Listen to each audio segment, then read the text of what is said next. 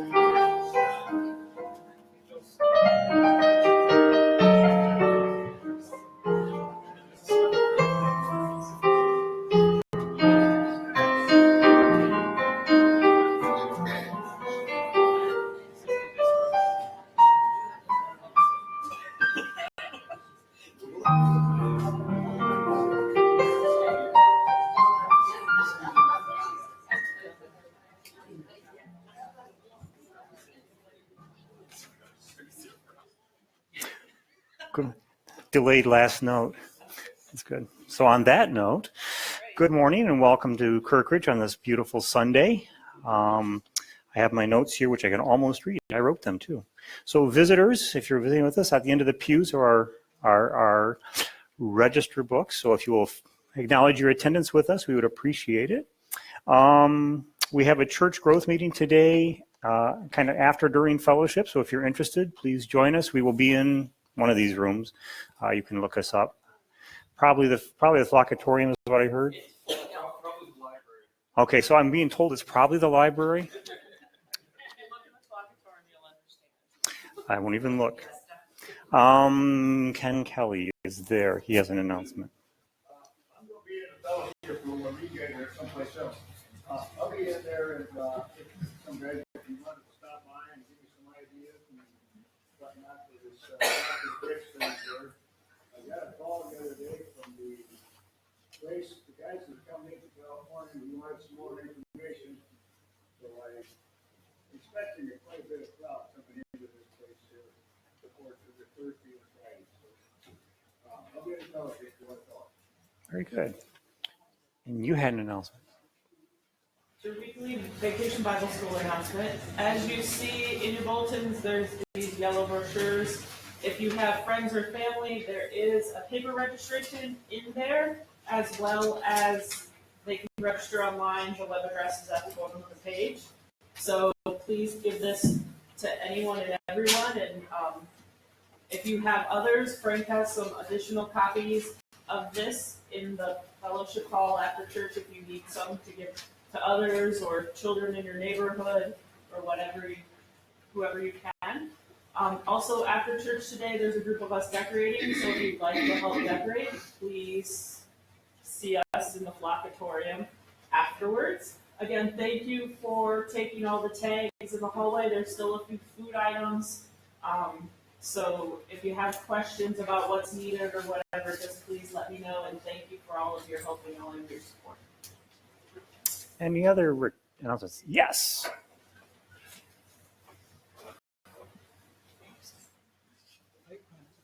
Thank you, sir. Appreciate it. I yield the floor. Hi, good morning. We got a nice projected voice for you all. So if you don't know, obviously all the work that's been done in the audio, you've done a great job, Aaron, by the way. We talked about being on Facebook. We now are streaming live every day when service starts. If you're not right here and can't attend, you can watch it through Facebook. If you don't have Facebook, we are now on YouTube as well. If you type in Kirkridge Church, the videos are the first ones that pop up. I think it pops up recent uploaded, so you should be able to watch those as well. It's easy, it doesn't require any special access. You just type YouTube and say Kirkridge and poof, you got it. The other thing, if you do use Facebook, please like and share our stuff. We had 4 people share one post this week, and that led to reaching 600 different people. That's with just 4 people sharing. So if you do have Facebook and you do enjoy the services, click a like, definitely click a share, because everyone you know will see it, everyone they know might see it, especially if they interact. And that's a good way to get people to enjoy our services for those that are far away and can't see it, or it might even be enough to bring new people to the church that might be a friend or an acquaintance of yours. So thank you very much for your time. Appreciate it. Thank you. Thank you, Justin. Any other messages? Seeing none, let's prepare our hearts, minds for worship. The song of preparation is 7-1, Lord Prepare Me, is a congregational song today, so if you'll join with us, it'd be appreciated. Thank you.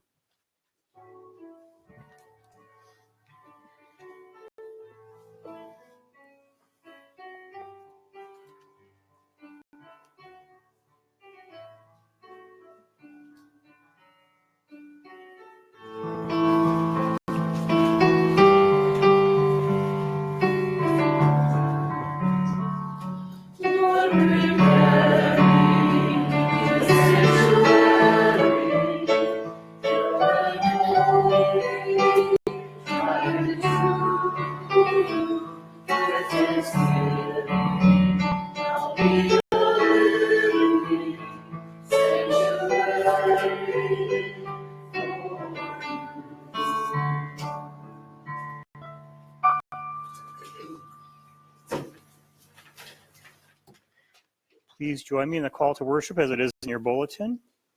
Rejoice, people of God, the Lord knows you completely. You know when we sit down and when we rise up. Where can we go from God's Spirit? God's hand leads us no matter where we go, near or far. Rejoice, people of God, the Lord knows you completely. Search us, God, know our hearts. Our opening hymn is number 401, Here in This Place.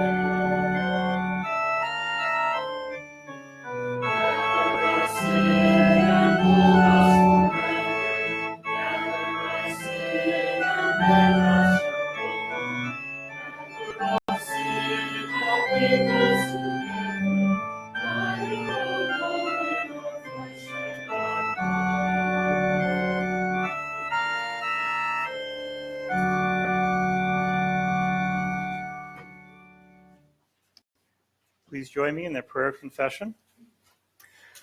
God of love and mercy, we come to you today with hearts heavy with the words we have spoken and the deeds we have done that have disappointed you. Bring our awareness to you, God. Help us to remember that wherever we are and whatever we are doing, you are there with us.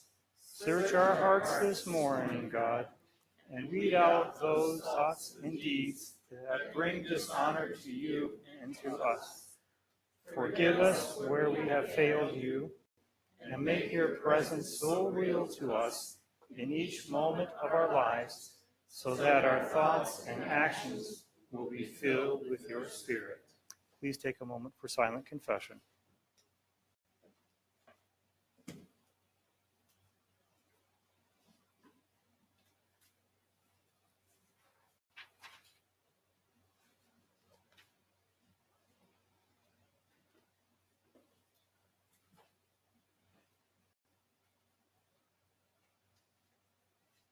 Assure us now, God, that we are your beloved children, adopted into the holy family of faith through Christ.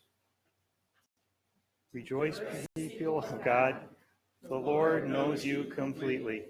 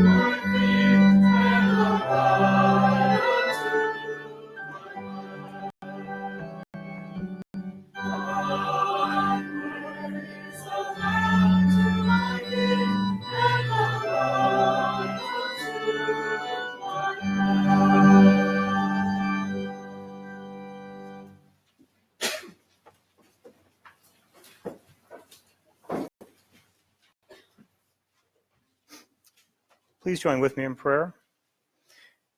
Dear God, we come before you as willing participants in a relationship that started long ago. Part of that relationship is acknowledging our imperfections. As hard as we try, we continue to fall short of your expectations. But to paraphrase that great theologian Vince Lombardi, it isn't how many times we fall, but how many times we get back up. We take comfort knowing you are always there to help us up. Lord, we ask for your continued guidance and encouragement in our daily struggles. Help us to be open to hearing your word daily and being a faithful partner. Amen. Our first reading today is from Genesis 28, verses 10 through 19.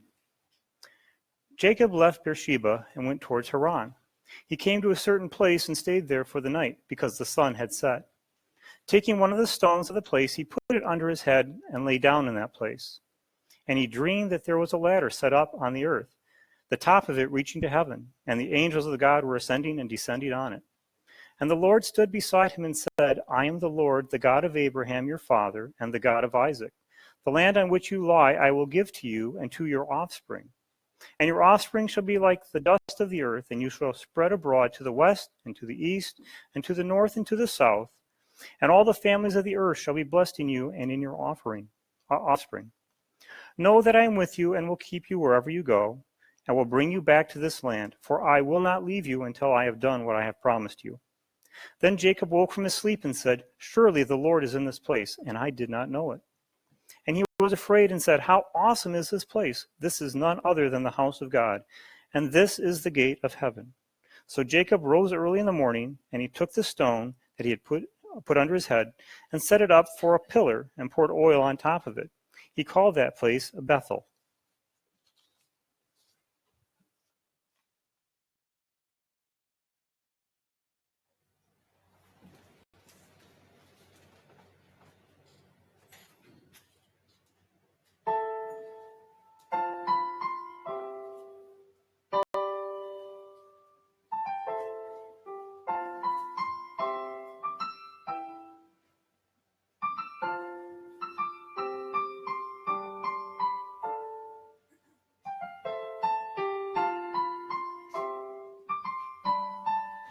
Morning has broken like the first morning. Blackbird has spoken like the first bird. Praise for the singing, praise for the morning, praise for them springing fresh from the womb.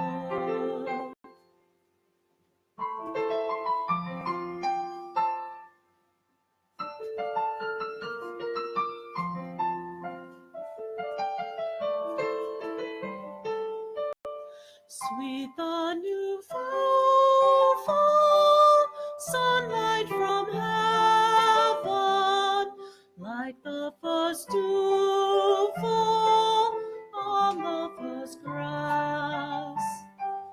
Praise for the sweetness of a wet garden, sprung in completeness where his feet pass.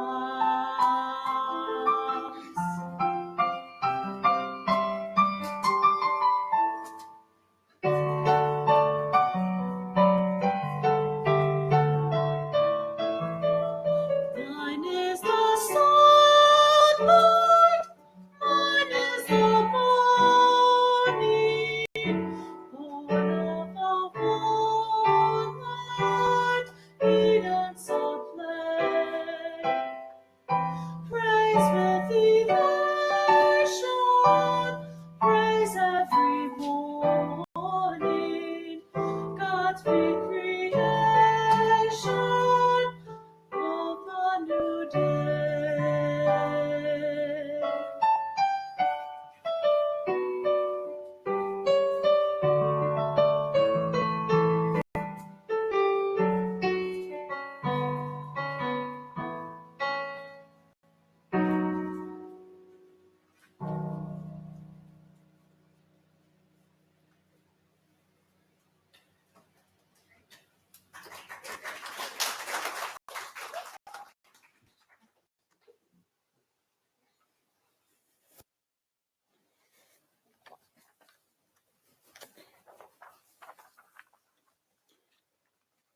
Our second scripture reading this morning, we continue with our readings from the Gospel of Matthew and the parables of Jesus. This is from the 13th chapter.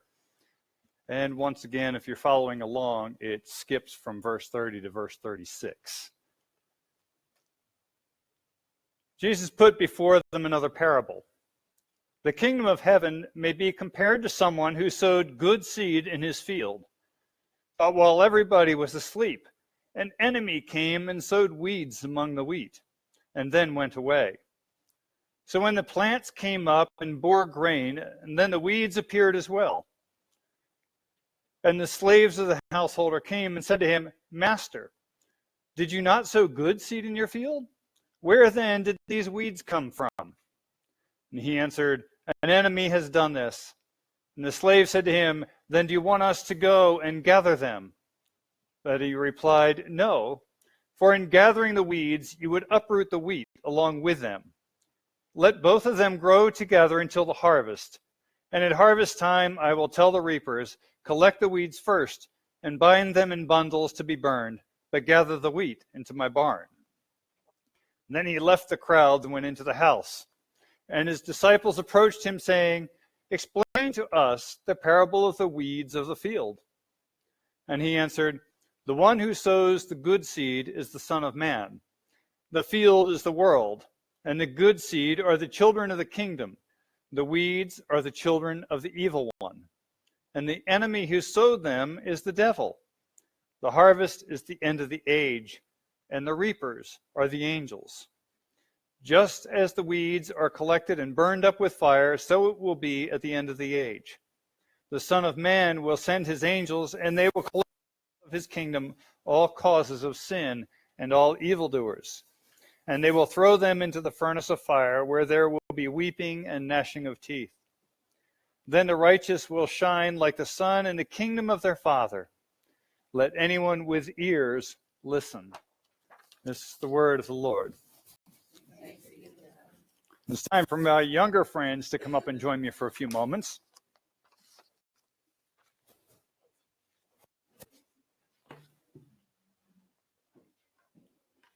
How you guys doing today? I have a question for you. Who can pick out the weeds? You sure? No, this is one of those kind of, Some of these are kind of limp, so it's hard to tell. this one. You think that one's a weed? No, that looks like lettuce. How about this one? This one looks like a weed. You can tell this is one of the weeds that has the Oh, these are all in my garden. But this one's a weed. Yeah, because this one's a weed. Because you can tell. Guess what? We have the pokey ones in the block. They're all weeds. This is Some of that depends upon where you find it. All right? this was on the plant. Like this one right here, that's a weed, right? Yeah, that's like seeds. It's called lady's thumb. It's edible. You won't eat this one, right? There are a lot of people that do eat these. You know what it is? That's a weed. Are you gonna eat it?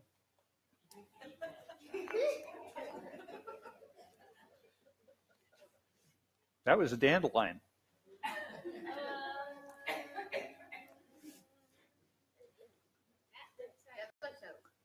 looks like a lettuce. No, lettuce.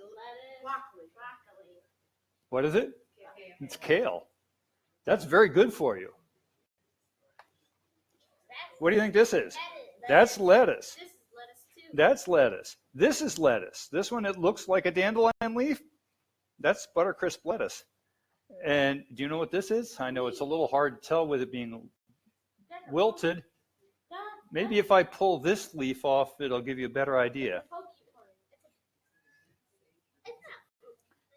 No. It's a tomato. Yes, you can eat it. It'll make you strong, like Popeye. It's spinach. It's spinach, except this spinach is done what they call bolting. It's going to seed. So it's a little past its prime. It might be a little on the bitter side, because sometimes when it goes to seed, it gets that way. All right? But everything there was growing basically in the same part of my garden. Now, there was only two things there that really didn't belong, right? Even though they're both edible. But I didn't plant them there. How do you think they got there? Well, the seeds. Someone was sowing them. Someone? You. No, I didn't sow dandelion or lady's thumb. Because someone must have took out the seed.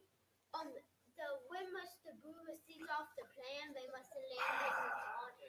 Yeah, and the parable I just read is about seeds that weren't wheat seeds growing up in the wheat field, right? Yep. But there's something else important about that parable. You know why the master didn't want his people to go out, his servants to go out and pull all the weeds up? So the wheat. Because No, the roots get all tangled together with the good seed. And if you pull one, you're going to pull a whole bunch of the other. So I could go out and I could pull some of these things out of my garden, but the roots are so tangled with the plants that I want, that if I don't get them when they're really small, it'll pull the other plants out. That wouldn't be good, would it? So that's what Jesus was talking about with this parable, is that you don't pull out the weeds necessarily because you pull up the good stuff with it. But God still knows what the weeds are, just like a gardener still knows what the weeds are, right? Okay. And the weeds, when Jesus is talking about it, is the things that maybe sound really good,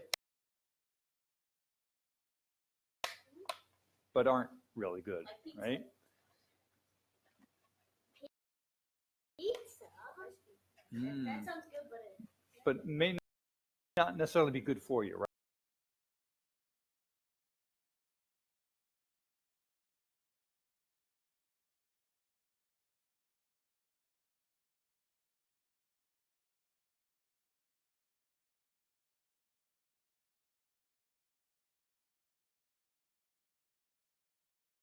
Right?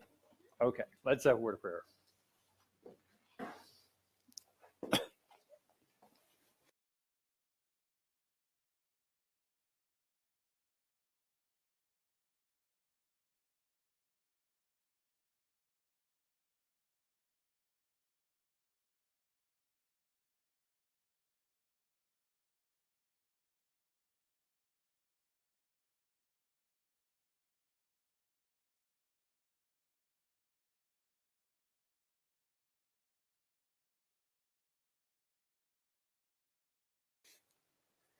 Gracious God, help us to remember that there are a lot of things that can be weeds in our lives.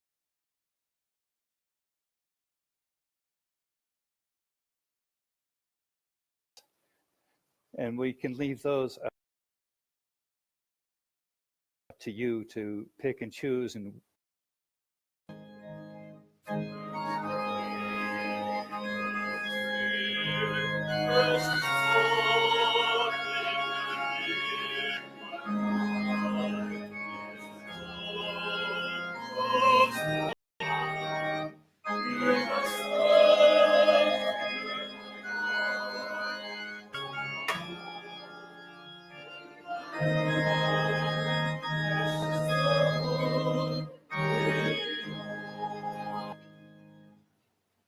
please be seated.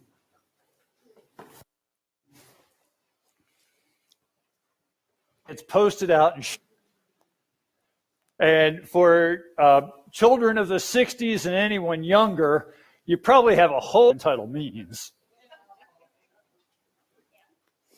Or if you just live in Colorado. Delayed chuckles.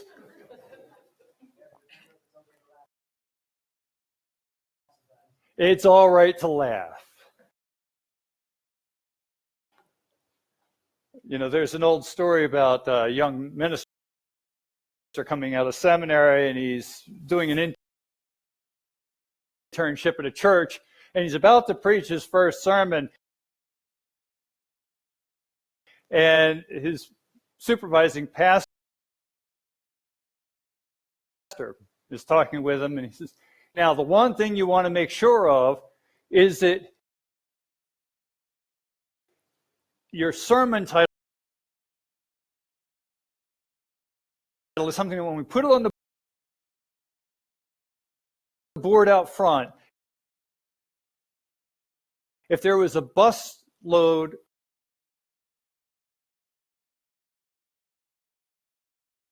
of people driving by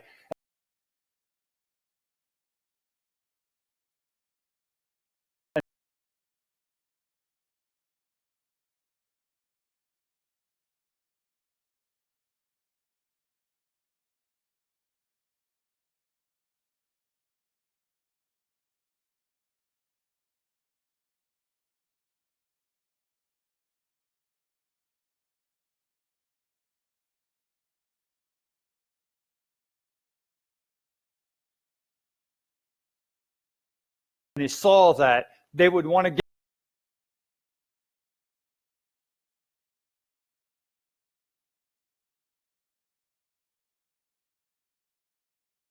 get off the bus and come into church.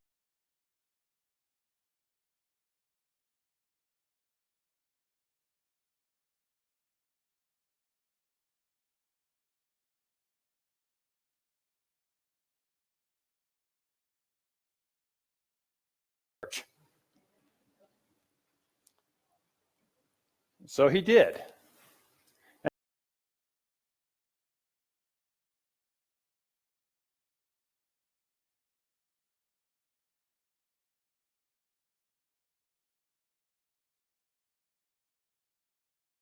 And Sunday morning came, and indeed there was a busload of tourists going by the church, and they stopped and all came into the church. The pastor says, "What did you title your sermon?" He says, "There's a bomb on your bus."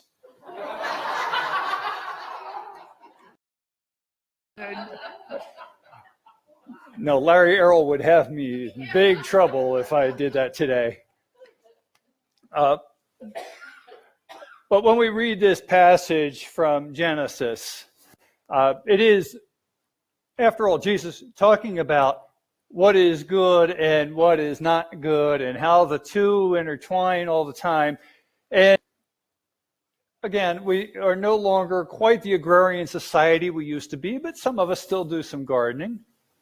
And you know that when sometimes you have to pull weeds out, if you're not careful, it pulls out the things you want in your garden. It doesn't matter whether it's vegetables or grain or whether it's your flowers, your begonias or your impatiens or whatever it is. Sometimes if you go to pull the weeds, you pull things that you don't want to pull.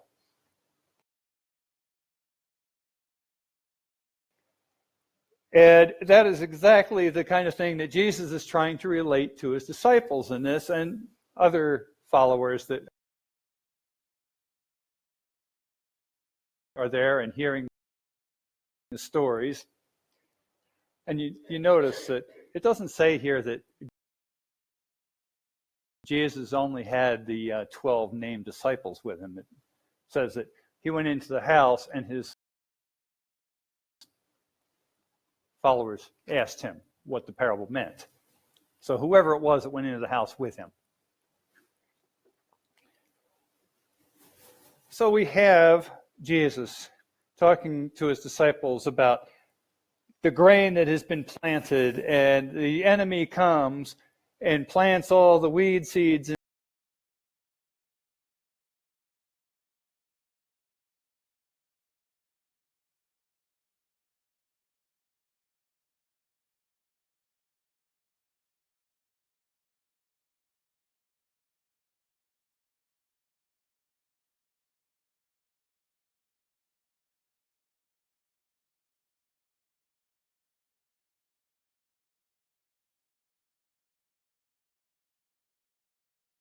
in the middle there. I don't know how many people have spread grass seed or gotten grass seed for their lawns in the near recent past. But if you ever look at the label on a package of grass seed, and if you want it, when you're at Walmart or Home Depot or whatever, pick up a package of grass seed and look at it.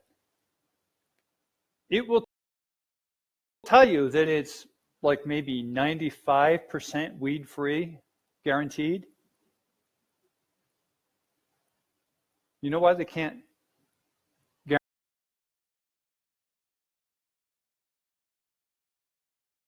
guarantee the other 5%?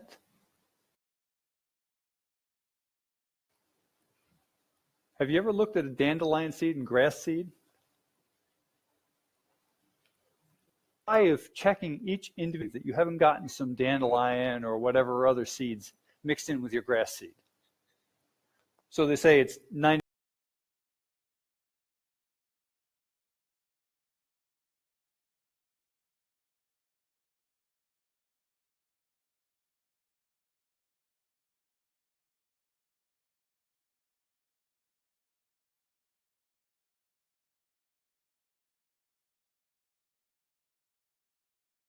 those sweets. And biologists have shown that it really is ingrained in our physical nature to love those sweets. Sugar triggers pleasure centers in our brain. And it sounds really good. And it tastes really good.